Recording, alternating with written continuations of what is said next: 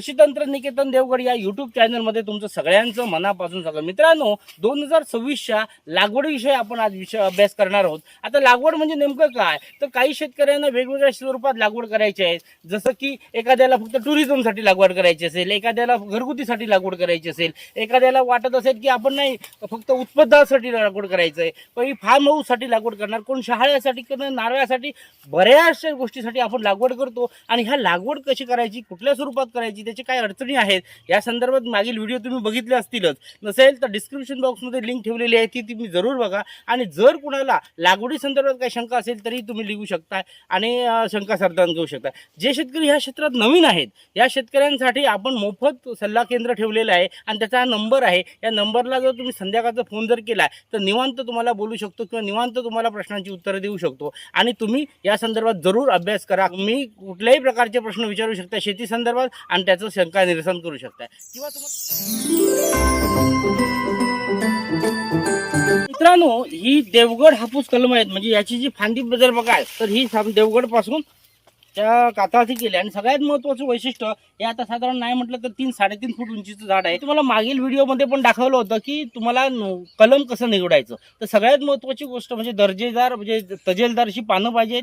सगळ्यात महत्त्वाची गोष्ट म्हणजे रेखीव पानं पाहिजेत, लांब सडक पाहिजेत. आणि सगळ्यात महत्त्वाची खोड जे आहे हे डबल वाट्याचं कलम आहे. याला 2 वाटे आहेत, 1 आणि 2, आणि हे त्याला सोडणार आहे. आता जे कलम तुम्ही निवडणार ते जर चांगलं असेल तर त्याला असं खरचटलं की हिरवगार दिसणार. बघा आधीच ऑलरेडी दिसतं, इथं पण दिसणार आहे. बघा क्लोज घे, हे बघा चावीने खरचटलं तर हिरवगार दिसणार. त्याच्यावर राट झालेला हा भाग असेल एवढा, साधारण बुंद्यापासून एक 10 इंचाच्या बाहेर जर समजा हिरवं दिसलं तरी चालू शकतं. म्हणजे हे आता एकदम रसाळ आहे. आता जर तुम्ही अभ्यास करत असे जर कलम जर तुम्ही निवडलं तर हे कलम तुम्हाला उत्तमपैकी वाढीला येणार. कारण जर समजा कॉईलमुळं झालेली असेल तर त्याचा बुंदा जो असतो तो घट्ट झालेला असतो. मी तुम्हाला आता पुढील कलमामध्ये दाखवतो बुंदा कसा घट्ट होतो तो. आणि अशी कलमं निवडू नका. आणि ह्या अशी तजेलदार, रसाळ आणि दर्जेदार अशी सुंदर कलमं निवडा. म्हणजे तुम्हाला लागवड केल्यानंतर लगेच ती सेट होतील आणि उत्पादनाला लवकर येतील. तर मित्रांनो, लक्षात घ्या की जर समजा तुम्हाला अशा पद्धतीने चांगलं देखणं झाड जरी दिसलं पण जर समजा त्याचा बुंदा जाड असेल आणि कॉईल झालेली मुळे असेल तर शक्यतो घेऊ नका. कारण अशी मोठी झाडं आहेत ती वाढीला जरा त्रासदायक असतात. त्यामुळे अशी झाडं जी बघाल त्यावेळी असं खोड ज्याचं बघायचं आणि खोडावर चावीने खाचून बघायचं. जर समजा हिरवेपणा दिसत नसेल किंवा साल निघत नसेल तर तुम्हाला याच्यातून हे झाड लावल्यानंतर वाढीला येणार नाही, वाढ होणार नाही. बघा किती घट्ट घट्ट झालेलं आहे सगळं. तर मित्रांनो, ही शतमंगला म्हणून व्हरायटी आहे. आता शतमंगला ही व्हरायटी उत्तमपैकी रिझल्ट देते. फक्त एकच काय, ॲग्रो टुरिझमसाठी दिसायला उत्तम असणारी ही शतमंगला व्हरायटी आहे. आता बघा, सुपारीच्या 10 व्हरायटी संदर्भात मी एक व्हिडिओ केला आहे, तो जरूर बघा. त्याच्यामध्ये तुम्हाला याची गुणवैशिष्ट्य सगळे लक्षात येतील. पण जर लागवड करायची असेल तर साधारण ही 2 ते 2.5 वर्षाचं हे जे रोप आहे हे तुम्ही लागवड करू शकता. आणि उत्तमपैकी वाढ झालेली आहे. हे बघा, हे साधारण आता 3 फुटापर्यंत गेलेले हे रोप आहे. तर मित्रांनो, जर समजा मंगला किंवा सुमंगला सारखी 4-4.5 फूट 5 फूट उंचीची झाडं तुम्ही बघाल तर हे मजबूत झाड आहे. आणि ही झाडं जी आहे ती अक्षरशः तुम्हाला 4.5-5 फूट वाढलेली मिळतात. 2 वर्षात ती चांगली सेट होतात. 3ऱ्या वर्षापासून लागवड झाल्यानंतर 3ऱ्या किंवा 4थ्या वर्षापासून तुमच्या व्यवस्थापनावर डिपेंड आहे तर तुम्हाला साधारण उत्पन्न द्यायला सुरुवात होतात. चांगला बुंदा चांगला होतो आणि उंची पण चांगल्यापैकी वाढते. आणि याला उत्पादनाला जवळजवळ 5 ते 6 घड येतात वर्षाला.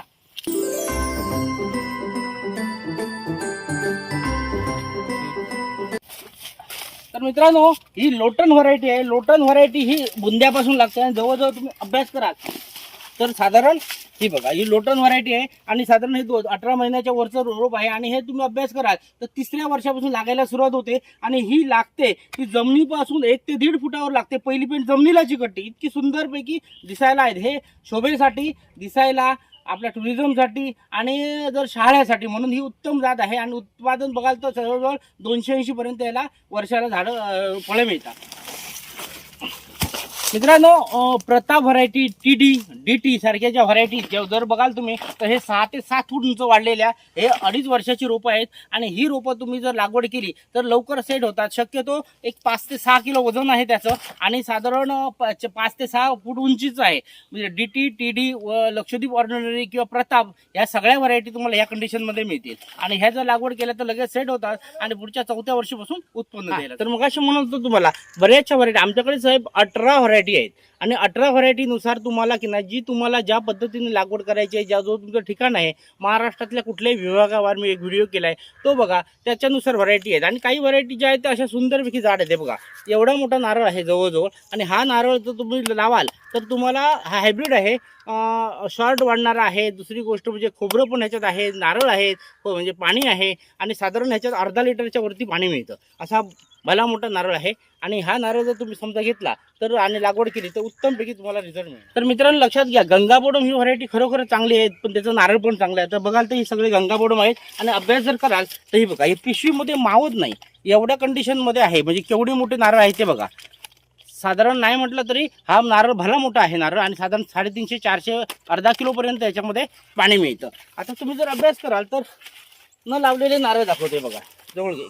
मित्रांनो, नारळ बाग ही लागवड करायची झाल्यास शेतकरी किंवा तुम्ही मुख्य उद्देश म्हणजे कमर्शियल उत्पादन कसं मिळेल या उद्देशाने आपण लावतो. काही जण फार्म हाऊससाठी लावतात, काही ॲग्रो टुरिझमसाठी लावतात, काही नारळ प्रक्रिया म्हणजे नारळ कल्परस वगैरे बनवणे किंवा ज्याला आपण माडी म्हणतो, काही घरगुती उत्पादनासाठी लावतात. अशा बऱ्याच कारणास्तव शेतकरी नारळ लागवड करतात. पण मुख्य उद्देश हा जास्त उत्पादन आपल्याला कसं मिळेल, म्हणजे नारळ फळं जास्त कशी मिळतील किंवा जास्त फायदा आपल्याला कसं मिळेल या उद्देशाने आपण लावतो. आणि त्यामध्ये शहाळी विकणे किंवा नारळ विक्री करणे हा उद्देश असतो. त्यामुळे अभ्यासपूर्वक जर नारळ लागवड केला तर तुम्हाला नारळ फायदेशीर ठरू शकतो. आणि त्या संदर्भात जर समजा तुम्हाला माहिती नसेल तर माहिती तुम्ही करून घेणं गरजेचं आहे.